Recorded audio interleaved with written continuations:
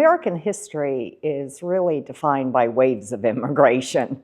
And when we talk about Italian American immigration, we talk about, it has been going on for a lot of time, but we really talk about those peak years of immigration. In Columbus, there are records of some Italian Americans here as early as the 1850s, but it was maybe 20 of them. I mean, it was a handful. The peak years of immigration really began in the 1880s.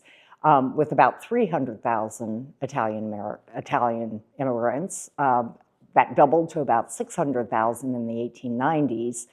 And then it really exploded from there, from 1900 to 1920. By 1920, there were 4 million Italian immigrants in the country. So it never stopped, but because of changes in immigration law in the 1940s, which was really part of a backlash against the immigration that was taking place, numbers were reduced. They were never eliminated, but the numbers went down substantially. So for most historians and people looking at waves of immigration, the Italian American really is squarely from 1880 to about 1920 as those peak years.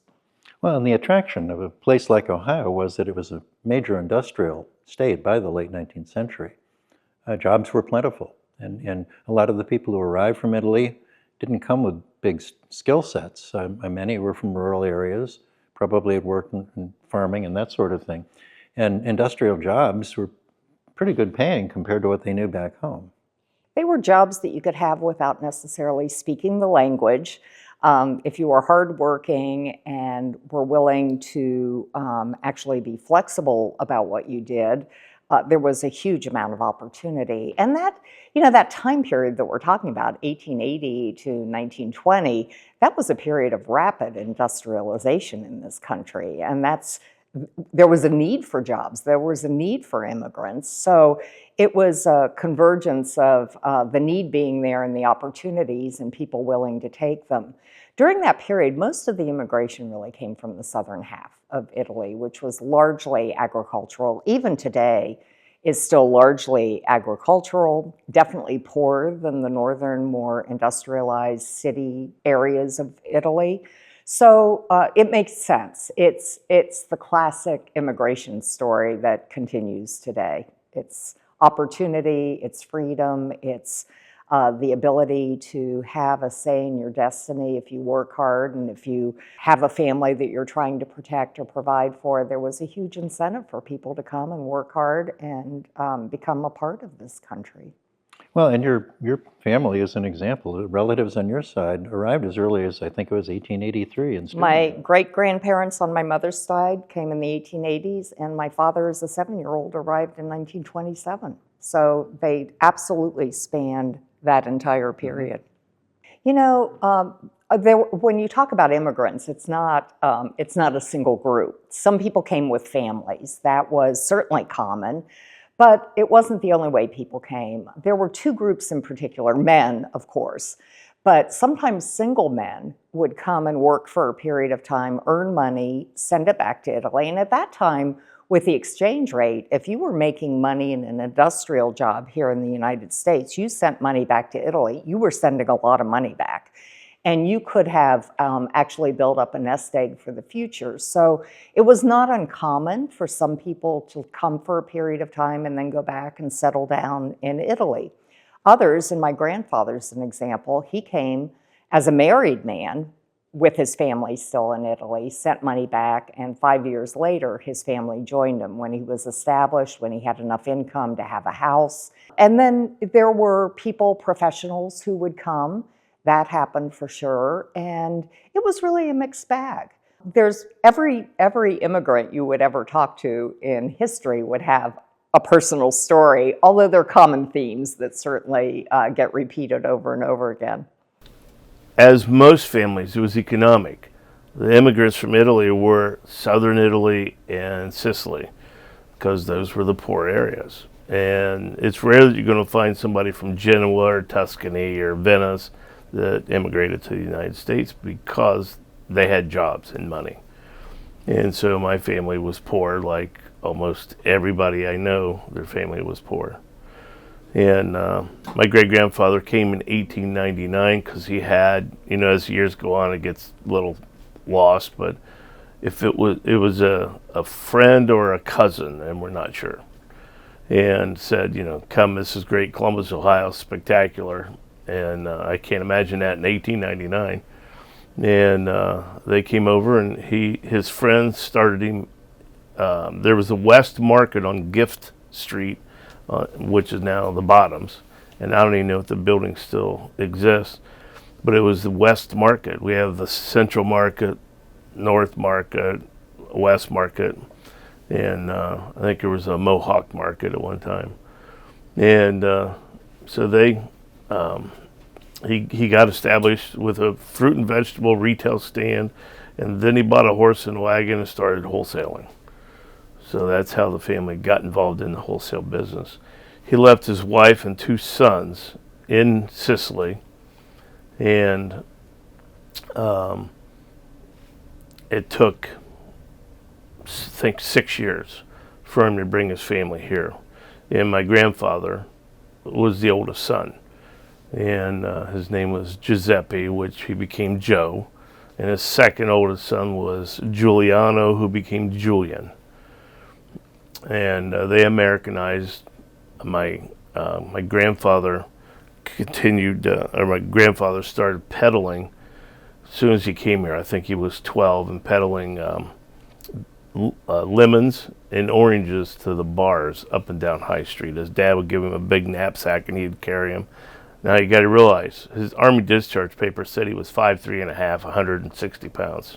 All right, from what I understand, it was my grandfather that things were very rough in Italy, where he was from, which was from Calabria, which is the tip of the boot of the beautiful shape of Italy.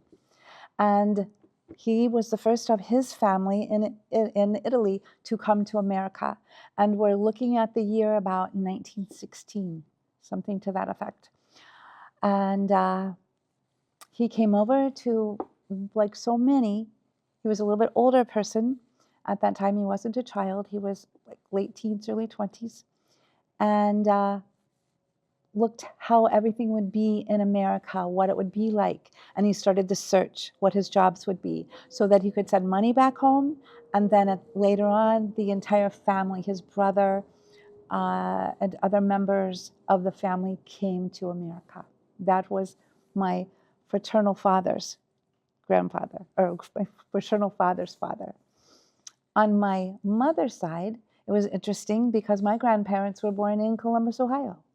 So my great-grandparents, again from the Abruzzi region, Guadraiege, were one of the, and Tradacqua, those are the areas my grandparents were from. But my grandparents and my mother and father born here. So that's kind of cool. Really? So I'm second generation on one side and third generation on another. And again, it was that whole financial problems that were happening.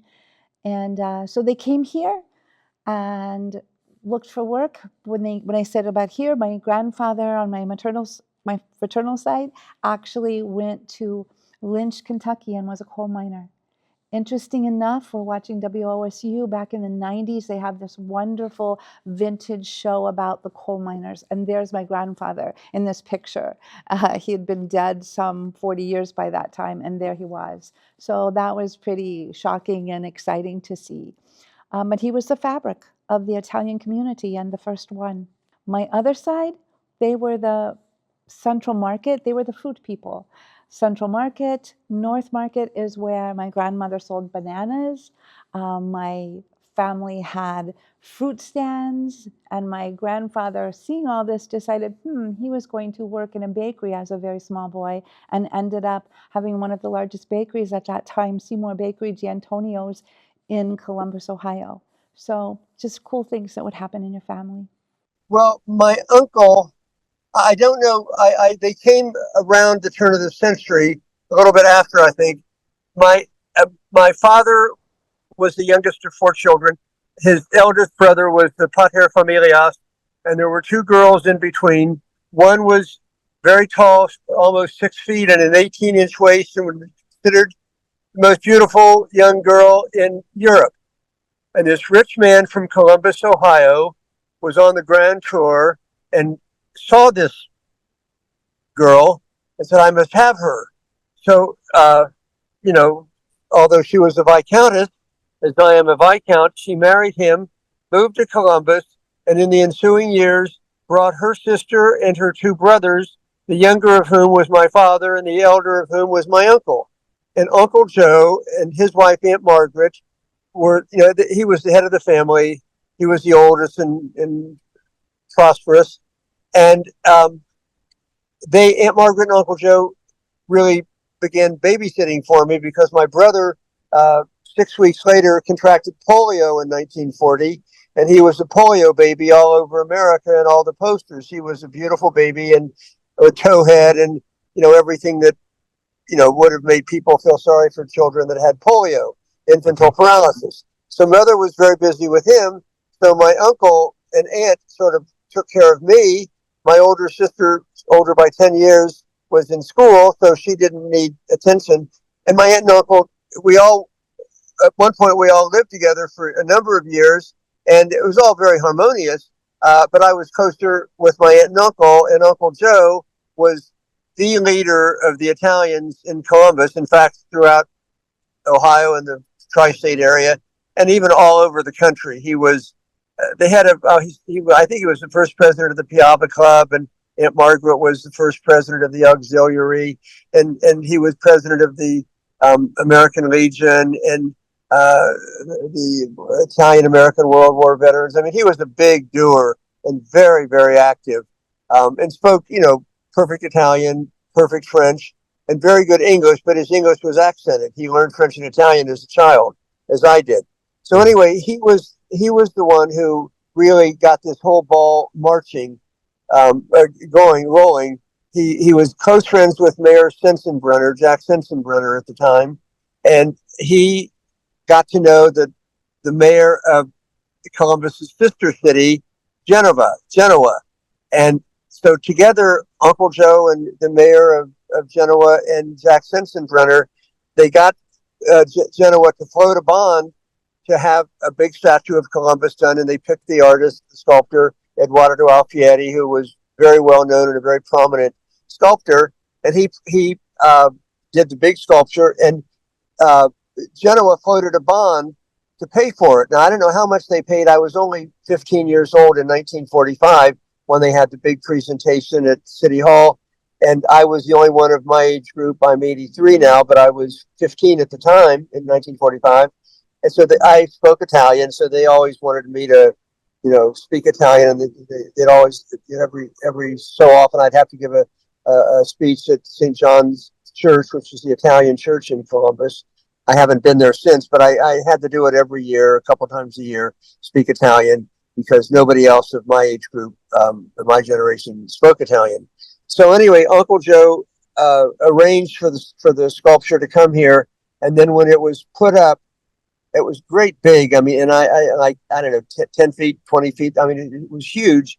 And at City Hall, the mayor and I think maybe it was Governor Rhodes. But anyway, all the dignitaries were there, and they had me speak because I was, you know, a little kid, 15, and spoke Italian, and everybody oohed and Otto, isn't he adorable? So that's how it got there. And in those days, you know, there was, I don't want to say prejudice, but I mean, we called them Americans, and a mixed marriage then was Catholic and Protestant. And later on, I married an American, and my sister married an American, you know, not a non-Italian. So that was considered a mixed marriage. But then, you know, the world changed, and Columbus, and many people thought that Christopher Columbus was Jewish, because the Catholics we were taught as little kids to write AMDG at the top of each page we were writing. I don't remember what it stood for, or IRS. I think it was IRS, which was a reference to something about the Catholic Church and to pay respect to the church. We all wrote that on the top of every paper we wrote on. And he did the Jewish version of that, and he wrote in Jewish script. I don't remember his ever having written in the European script, which was left to right. He wrote right to left in the Jewish fashion. So there is serious scholarship leading to the fact that he was Jewish, and he was underwritten by Spain. They say he was Portuguese. So I mean, who knows the truth? But there was always that confusion. Both grandparents came over at the turn of the century. My grandfathers both came first and then brought their families over after they earned money to bring them over. My paternal grandfather was an orphan, so there wasn't a whole lot of history that we could track down on him.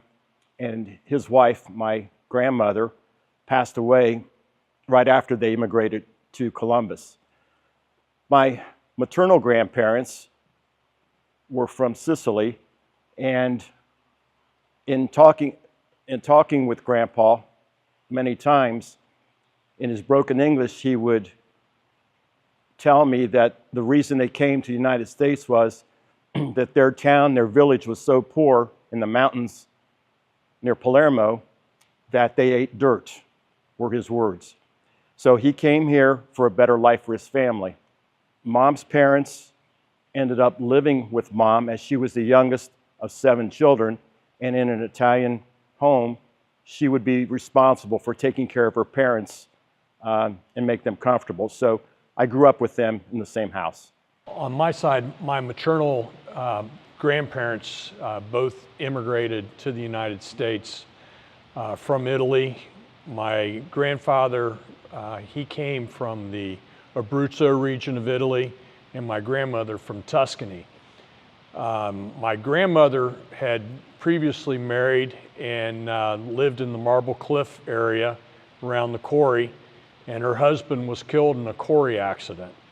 So later she met my grandfather, and his last name was DeSantis, of the flower businesses in and around Columbus.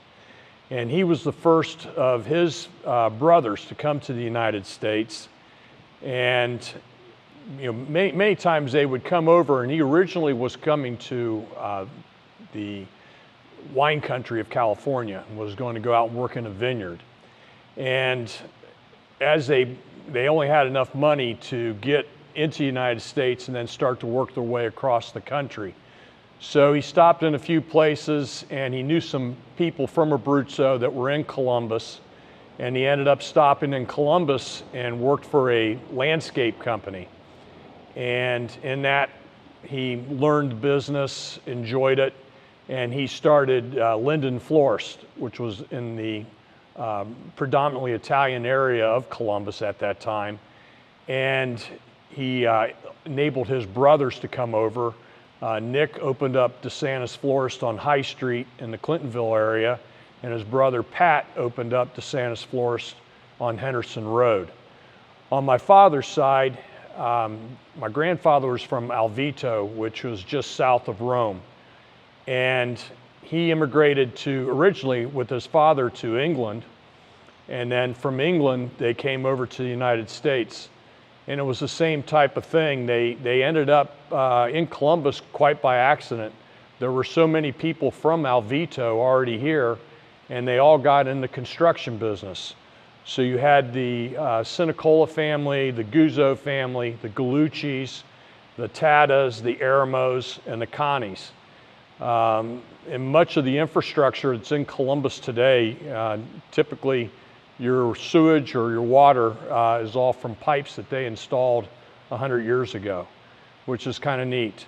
They came over primarily because the economy was so bad. You just had the Great Depression here in the United States, and it trickled over into Europe. They came for a better life, and they were also trying to escape the fascism and socialism that was taking place there in Europe at that time, and predominantly Italy and Germany. Yeah, I could tell you a couple stories.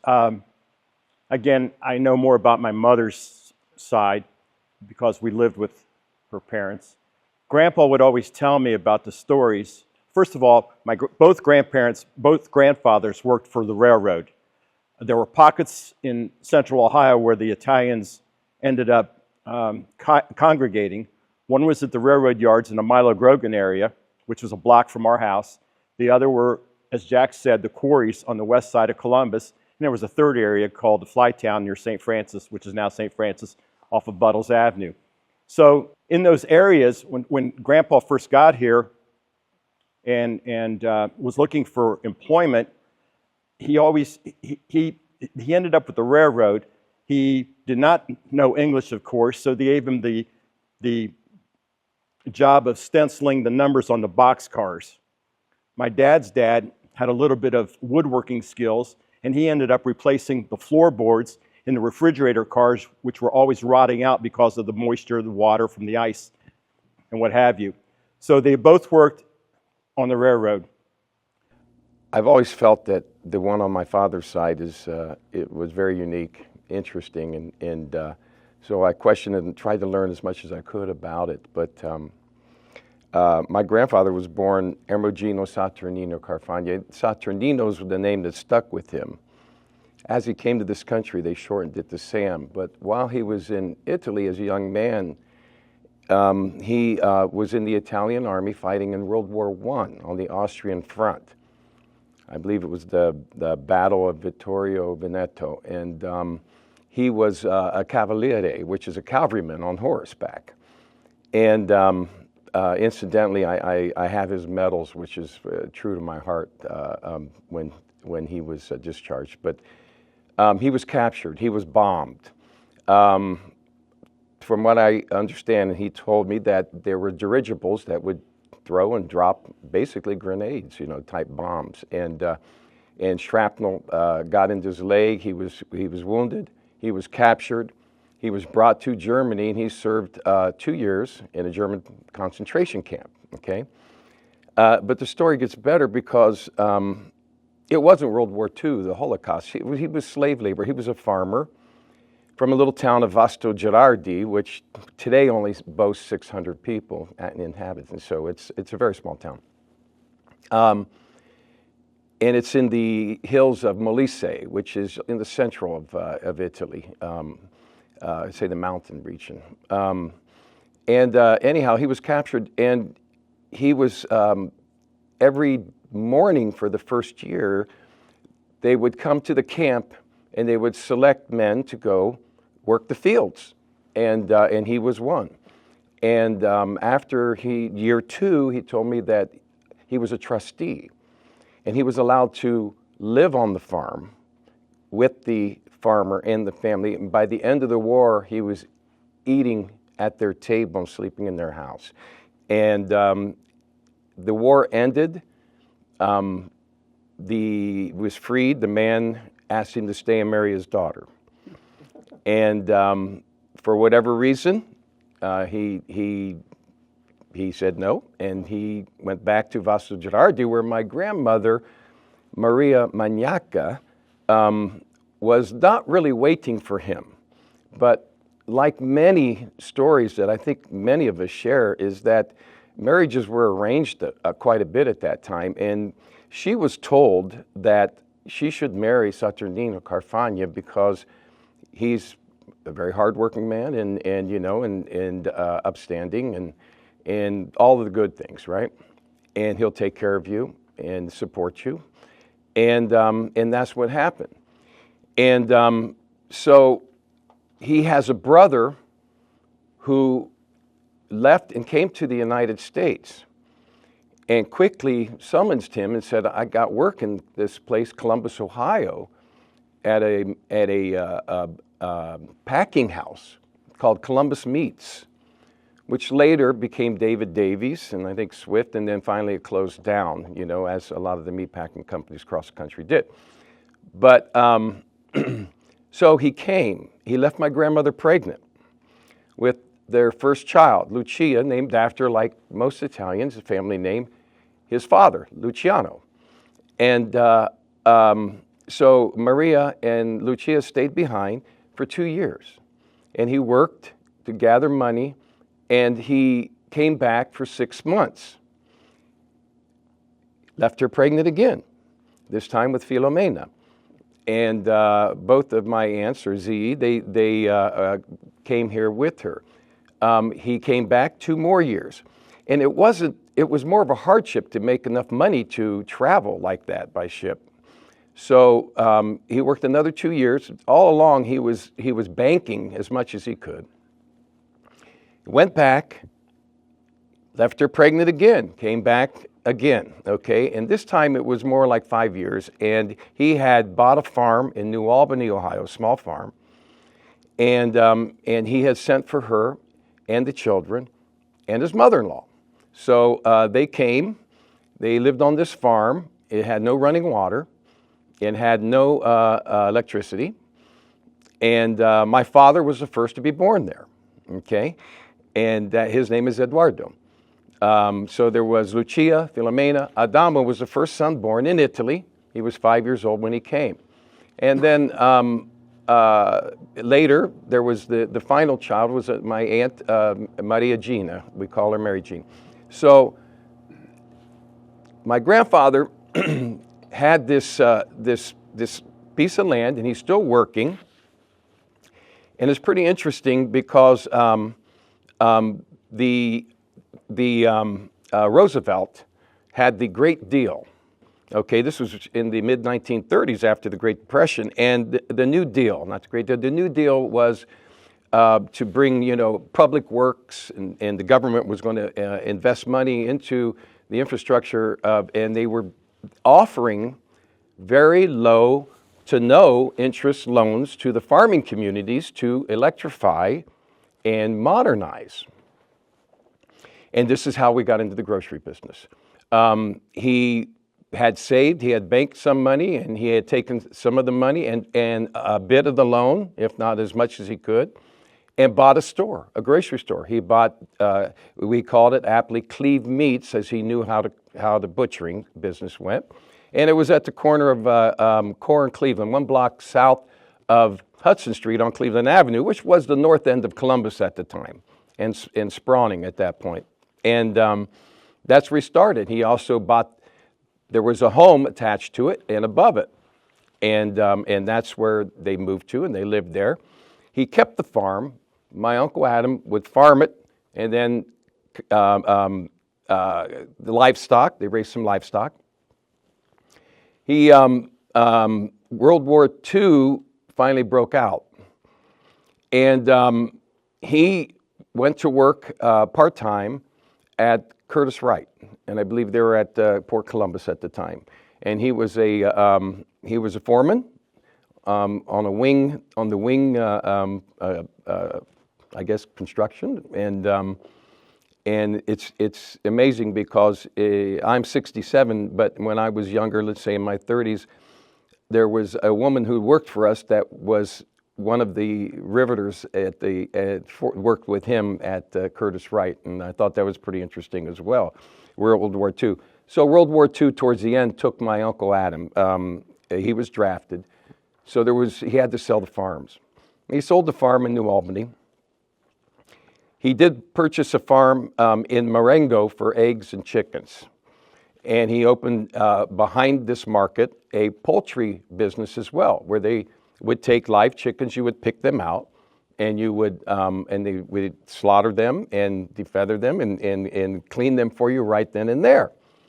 And my father told me, he said, Sam, it was the dirtiest job I've ever had to do in my life, And he says that it was so poor at that time. He said the women would actually feel up the chicken to see if there was an egg and say, don't break that egg, when he would have to clean dress the chicken, so to speak.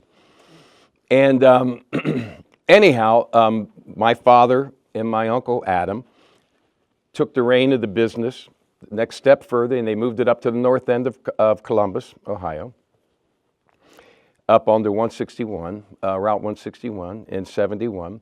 And that sprawled for 50 years, and then my brother and I aptly bought and have operated the business for the last 20 plus years.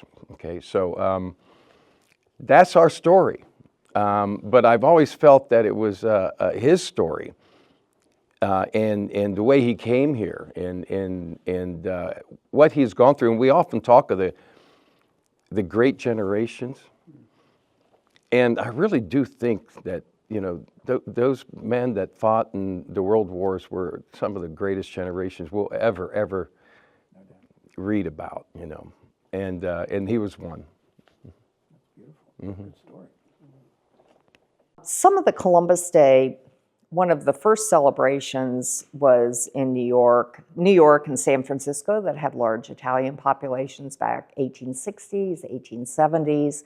There was a terrible episode in New Orleans that had quite a few Italian immigrants, where there was a lynching after a murder, and even the New York Times had an editorial about how shifty they were, and I mean, it was just, you read some of this today and you understand how horrible that must have felt to read something like that, and yet, we respect the New York Times today, and I was kind of shocked to read that. So that was one of the first sanctioned celebrations because it was 1892. So that 1492, those 92 years become, marking points. Well, then you have the whole thing with the organized crime, and Elliot Ness fighting the Italian mob in Chicago and that sort of thing. There's a lot of myth that swirls around, a lot of assumption about what Italian Americans are up to, that sort of thing. I guess it comes with any group you're not familiar with. You sort of make assumptions about people that aren't necessarily, and usually are simply not true. I think it was something that embarrassed me growing up, that everybody thought if you were Italian, you had to be mafia, and it was like, stereotypes die hard. Even today, on television, that happens. But going back to the idea of Christopher Columbus, so the period of 1955, it was so different in the United States than it was in Italy at that time. We were the victors in World War II. War did not take place on our soil, on our land. We didn't see destruction that happened, and displacement, and just what people suffered and went through. Italy was just recovering from the war in 1955, and here we were. We had a booming economy at that time. We had a population boom at that time. We had suburbs being built. That was not the case in much of Europe. And during the war, Italy suffered tremendously from bombing, first from Allied forces invading Italy, later by retreating Germans who were, after the liberation, they really extracted a lot of pain as they left. They did not leave willingly. But what was interesting was by the time Italy was liberated in 1944, they welcomed the Allies. They wanted to be out from under a fascist Mussolini government. They saw where it led, and that kind of changed attitudes about it. But probably the defining thing that this country did at the end of World War II that I don't think had ever been done in history was the idea of the Marshall Plan, where we as a country actually invested what today would be many billions of dollars in rebuilding countries. Most of the money went to Germany, Italy, and France to actually help them rebuild. But to help rebuild the country of your former enemy was unprecedented. Instead of claiming land, we actually helped. And in Italy, between about 1948 and 1952, there were about 15,000 projects in Italy funded by American dollars. And it helped to rebuild the infrastructure, reinvest in the railroads and roads. And one of the biggest things, because it really impacted people in rural areas, was tractor sales. And this sounds like nothing, so we sold tractors. Agriculture was 19th century agriculture, even at the start of World War II. They didn't have machinery. It wasn't updated. It wasn't as productive as it could be. So the investment really impacted people no matter where they lived. It was rural areas, it was cities, it was transportation. And the idea that he encouraged my grandfather to come over to help him in the business. At that time, my aunt, the oldest aunt, was born in Italy. My mother was the first member of her family to be born here. So they came and he worked in the fruit produce business for a while, and then he set up a fruit and vegetable stand on the corner of Fairview and Fifth, where the Huntington National Bank is now. Eventually, over time, he bought the property across the street and opened up a grocery store, Amacon's. And kind of interestingly, if you look at a map of Grandview, the designation goes, or the border goes around where his store was because they didn't want Italians in Grandview at that time. So also an interesting aspect was his brother John. At that time there was the Black Hand that was trying to enter into Ohio. As a matter of fact, there are 2 books about the Black Hand in Ohio. And my mother's Uncle John is featured in both because he refused to allow the Black Hand to enter into his business. And they actually blew up one of his friend's houses, who also was in the produce business, and resisted the Black Hand. On my father's side of the family, my grandfather was born in Torino, my grandmother in Como. And again, the 3 oldest children were born in Italy, and my father was the first to be born here. My grandfather was a stonemason, and at that time in West Virginia and Kentucky, they were trying to break the coal miners' union. And so they recruited African Americans and Italians. And labor contractors went through Italy finding men who worked in the quarry or as stonemasons or whatever. And they attracted my grandfather over here. And as a matter of fact, in the 80s, there was a movie made called Matewan. And it was by John Sayles, and it was about Matewan, West Virginia, where they had the same situation, where they had Italian immigrants and African Americans breaking the mines, working in the mines. And there was actually something called the Matewan Massacre, where the miners came and attacked the camp one night and killed several people. But that was my grandfather's story. They settled in Lynch, Kentucky, in Harlan County. And I'll tell you later the story about how I got to Columbus, which is very interesting and funny. My heritage is both Northern Italian and Southern Italian.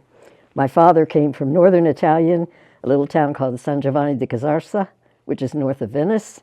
My mother's parents came from a city near Foggia in Italy called San Rosito, Valfattore, and they both have interesting stories about how they came to America. Obviously, I was born here, but my father was born in 1903, so then they were farmers, and when the First World War came along, he was a teenager, and it was when Germany took over northern Italy.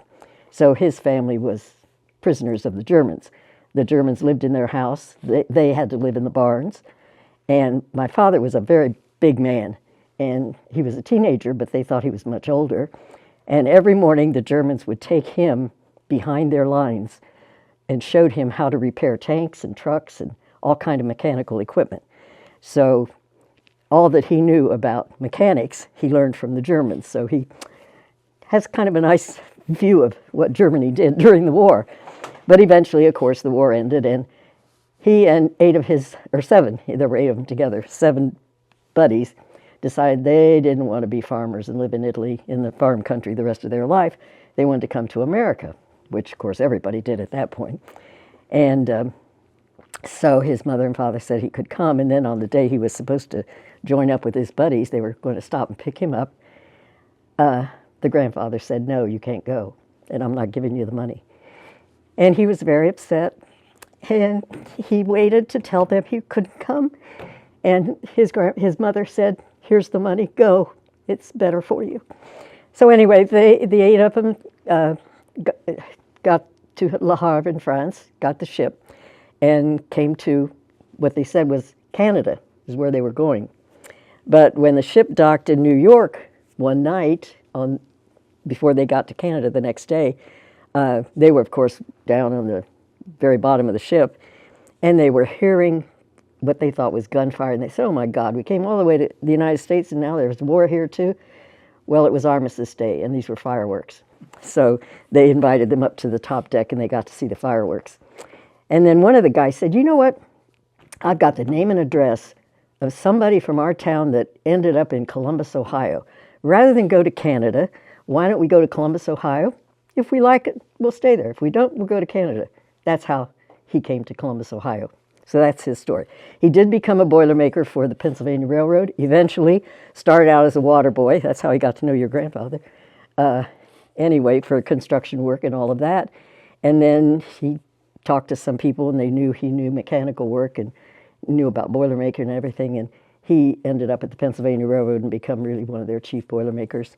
And then he and 6 of the guys that came with him, they decided to open a grocery store, which they did on St. Clair Avenue.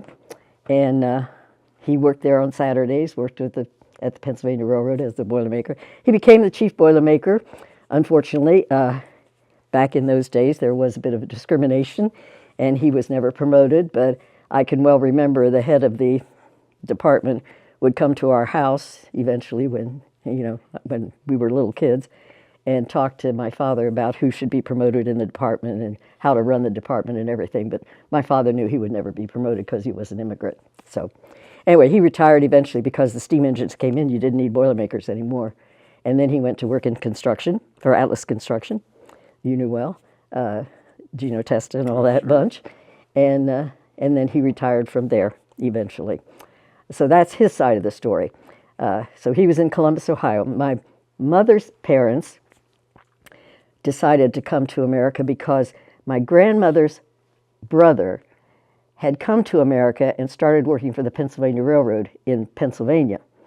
And he was a pretty smart guy, and they decided to have him learn English, and then they would send him back to Italy to recruit Italian young men to come to work for the railroad. So he obviously recruited his sister's husband to come here. And the 2 of them, with a little boy who was 5 years old, went from this side of Italy to Naples to get to the ship to come to America. And the way they got from there to there, there were no trains, there were no cars, there were no airplanes, there was nothing.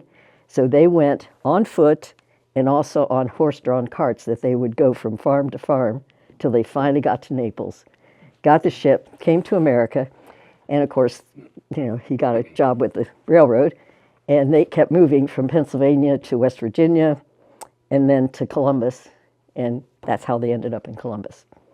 Awesome. So that's their story. Grandpa would always say there were signs posted around Central Ohio that would say, no Italians or dogs need to apply for jobs. And I was blown away when I could finally understand that in my teenage years. So that was one that rang out with me. Another story, a true story that happened to them was when they first lived here in Columbus, it was in a rental house and the neighborhood was kind of rough. My mother's little sister was 3 or 4 years old. She was kidnapped out of the backyard, and 3 days later, she was found murdered. And I read the newspaper article in the Columbus Dispatch at that time. It was in the early 1900s. The newspaper article, the reporter was giving a bit of a factual rundown of what happened. And when it came to the point of the reporter describing my grandparents, she kind of said that grandma was babbling in some foreign language and was distraught when they showed her the body to identify. I was thinking to myself when I read that, I thought, if that happened today, somebody would print something like that, everybody in that ethnic vein would be up in arms. But that didn't happen back then. Back then, the Italians kept their nose to the grindstone, did what was supposed to be done, had great respect for authority. The third story that I can tell you would be when my dad and his brother went to a Columbus Public High School. In their early years there, they ran into a very strong-willed English teacher who told them that they did not pronounce their name correctly. And she said, "This is how you're supposed to spell it."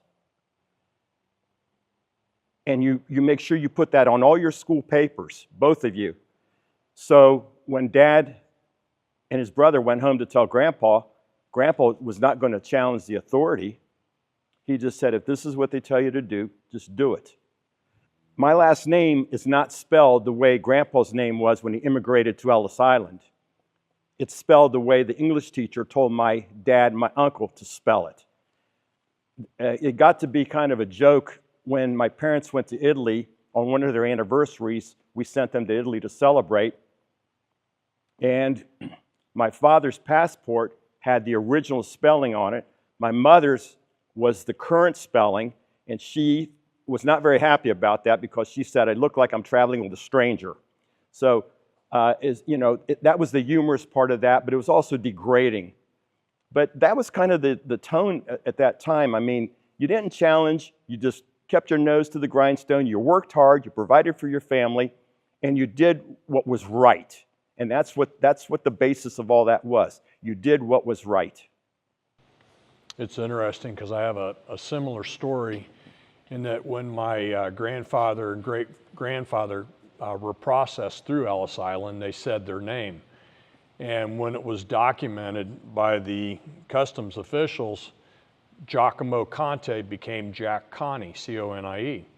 And it was handed to him, and they didn't say anything about it because they were just so happy to be here and to be able to come into the country, not as citizens at the time, but just to be able to legally come in. And,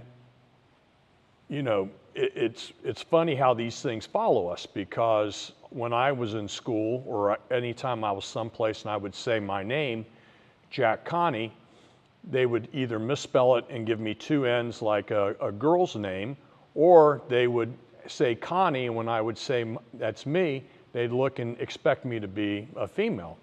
And so it presented problems for me all the way through my school years. And it was interesting in that, I can imagine, I knew the things that I went through being Italian. I was a little bit darker complected. And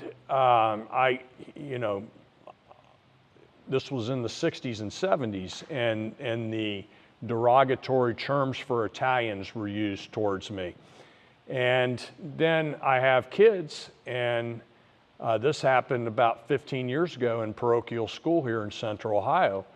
One of my daughters came home, and I could tell at dinner that her eyes were all raw and red, and I'm like, Caroline, are you okay? And she had told me that the teacher had accused her of wearing makeup to school and drug her into the bathroom and scrubbed her eyes. Well, Monsignor and the principal and I had a conversation the very next day. And it, because of her coloring and such, they basically accused her of having makeup on. So, it's interesting today what takes place, and I understand it. I think when you've been in this position, as the Italians have for a long time, you're much more compassionate and understanding to some of the things you hear today that still go on. Well, I think they bound together, but I think the other thing you'll find is they're very entrepreneurial because they couldn't get jobs. And so what they did is they bound together, started their own businesses in the Italian community, and the Italians went there and used their goods and their services. So the businesses flourished. And then you look at today, everybody wants to eat Italian food, obviously. Everybody wants Italian goods. Some of your finest luxury goods are Italian. And everybody wants an Italian car. You can't always afford one, but you sure want one. So, it's ironic how everything's gone full circle that way.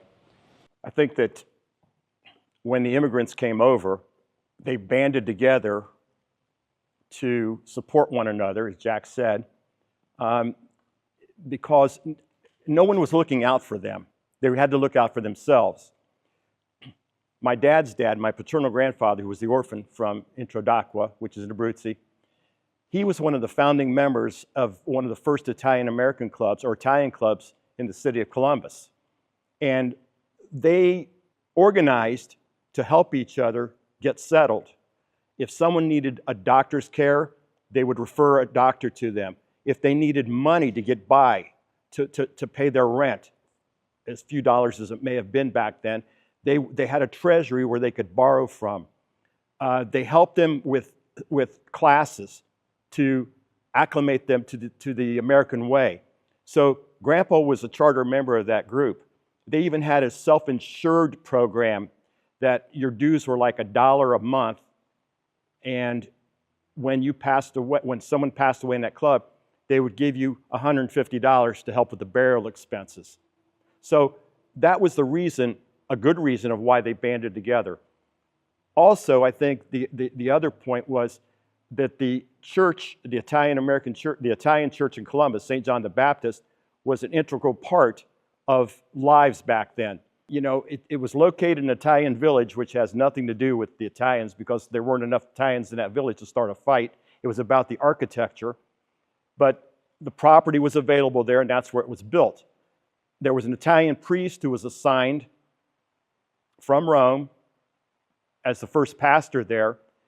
People identified with that. They could come together there and they could practice their faith. They could practice and celebrate the holidays that they did in Italy, which a lot of the parishes here in Columbus kind of downplayed because they weren't sure what this was all about, and rightfully so. So they clanned together for a variety of reasons and to support one another. When I was a kid a long time ago, I can remember when in the early 50s, in our neighborhood, which was mostly Italian, few Irish families, my mother, once a month, would host a coffee in the afternoon for the Italian ladies who had just immigrated over that month or recently, and she would help them with questions about, what do you need? What are you curious about here in Columbus and things of that nature. And there were people today who are older, of course. My mother's been passed away now 10 years, who remember my mother hosting those meetings in her dining room when they immigrated over and how gracious they were to speak very highly of that opportunity to have someone look out for them and become acclimated. We always had, the big holiday meals, and I guess about 30 years ago, so I was probably still in college, I sat down with my grandmother and actually cooked with her and learned all of her recipes and documented all the recipes. So I actually have those today, and I'll have Thanksgiving at my house and I'll cook, and any other times I can get my kids to come back to Ohio, I'll cook the meal for everybody. And I've kind of done the same thing with my kids. I won't give them the recipes. They have to sit there and cook with me. So now they have them. They've learned them. I have had cousins reach out and want some pizzelles, which is an Italian cookie. My grandmother's recipe was the best. And I'll actually ask them how much they want to make and make it for them and give it to them because they haven't sat down with me to learn the recipe. So that was always special, the meals, just going to church on Sundays, because as a young person, I went to St. John's with my mom and dad and my brother. We did catechism classes there, and it was always an event because the Mass was beautiful. Father Maripez, who said the Mass, gave amazing homilies, and then there was such a family unity within the parish itself. You would go down into the basement after Mass, and the parents would typically have coffee and donuts while the kids were at their classes. And just walking back at that time to get a cup of coffee, the men would go into this little room with a curtain that was drawn, and it was strictly the men that were allowed in there. They would put some money into a little cigar box, and there would be a little bit of liquor, and you'd pour a shot into your coffee. And it was like a scene out of The Sopranos. And it was just, those were just great memories. And the other thing I can remember too is the creation of the Columbus Italian Festival. My father was very, very active in the parish. He was a past chairman, as you were. And, that when that came around in October at that time, you know, it was a big 2-week project, and everybody that was in the construction business, Italians in Central Ohio, donated their equipment or their crews to go over and get everything set up. At the time, I think it was in the Lauschie building on the fairgrounds. And so just to be able to see that grow to become the event that it is today, and how it contributes to Columbus. I mean, there's so many people that come in from all over the country just for that event, and they'll be at church on Sundays at St. John's because of that.